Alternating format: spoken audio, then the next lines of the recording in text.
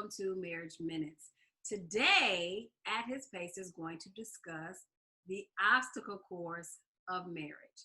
Now, we had an awesome opportunity to do a fireside chat with our brother-in-law and sister-in-law this weekend, and it ended up being a wonderful topic that we wanted to share with you all. That was good. So what we mean when we say the obstacle course of marriage is simply this. Your marriage is going to feel like an obstacle course, probably more times than it is not. Right. And the reason why is because we simply are different, and we spend a whole lot of time trying to change him into Rhonda and him trying to change Rhonda into Mark. But if we realize that these are just obstacles that we can learn how to navigate together, we probably would end up being so much better. So some of the things we talked about were there for an obstacle course or a race. There are things that you would do in pre-course training. What are those things?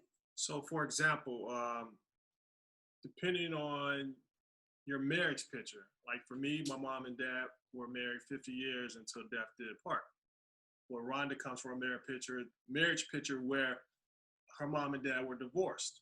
And so the marriage pictures vary. And so for us to run this obstacle course, we have to make sure how we're going to perform, how is our marriage going to perform in this course based upon our marriage pictures. You got to determine your unified goals. Do you have visions? Do you have short-term goals, long-term goals? And what kind of things can pop up on your obstacle course that could obstruct your movement to achieve those goals? If you're just getting married, or if you're just about to get married, what type of premarital counseling have you had? Or who's the accountability partners in your life to allow you to sit down and discuss different topics that surround marriage that you haven't maybe discussed before? Or if you are married and you're having trouble, are you willing to invest and put in the time to get some additional help, be it counseling or accountability partners? And so you just got to look at the different things that you can to improve the overall health of your marriage, as well as improve your own personal health, both physically, mentally, and emotionally. Especially now as we're going through COVID, we're discussing a lot of the physical stuff, but the emotional and mental drain that COVID-19 and all this stuff is doing to us personally, you got to find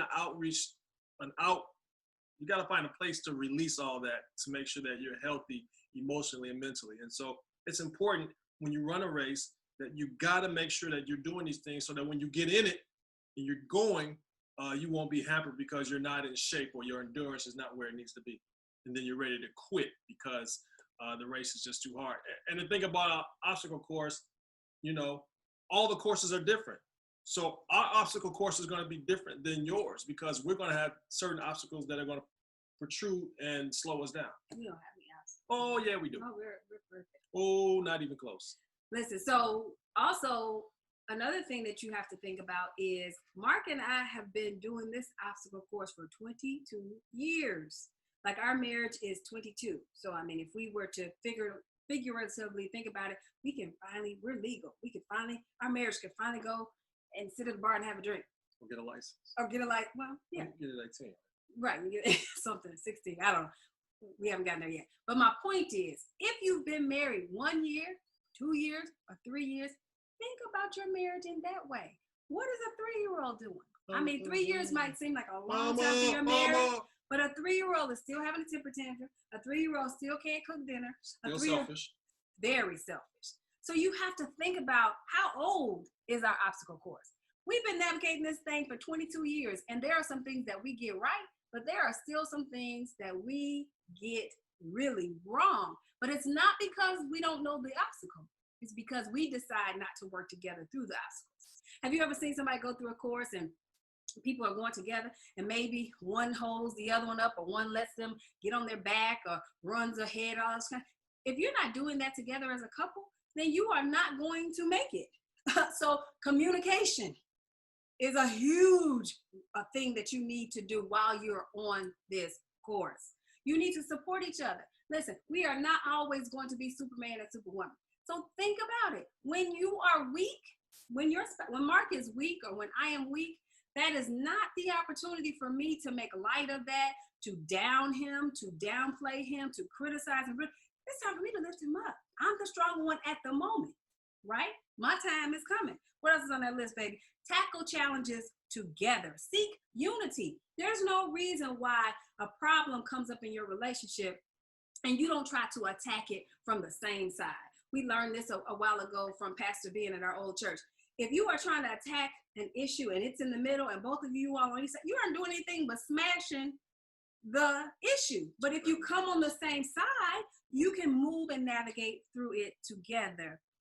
Have the courage to follow the leader. This is tough because, yes, Mark is the leader of our family and he makes the end and final decisions. But there are some times where I might be stronger in a situation because I have more knowledge, I have more experience, and he needs to be humble to follow me just as much as I need to be humble in following him. But we've got to be able to deal with those ebbs and flows. And then Mark already talked about this, avoid traps by seeking accountability. There is no reason that you should be married a year and don't have anybody that's checking in on y'all and changing y'all diapers because you're only one. You're only one. Can't change yourself. You can't change yourself. And that's what's happening. A lot of y'all are 1 and 2 and 3 and y'all trying to change yourselves and you're making a bigger mess. Did that have anything to do with the obstacle? I don't know. It probably did. But I think the problem is too, stop worrying about the obstacles that's on your course and worry about the marriage. And that's the focus. The focus should be on the marriage and not on the things that are that are presenting obstacles to you. Because if you get this right, then those things will be minimal and you can push them out the way, walk over them, run over them, climb over them, just blasting them, get them out the way. Move, get out the way. But I mean, because ultimately we want to win, right? We don't want to win against each other. We want to win in this obstacle course called marriage. Oh, okay, yeah. And so you can win too at his pace. Be well and be blessed.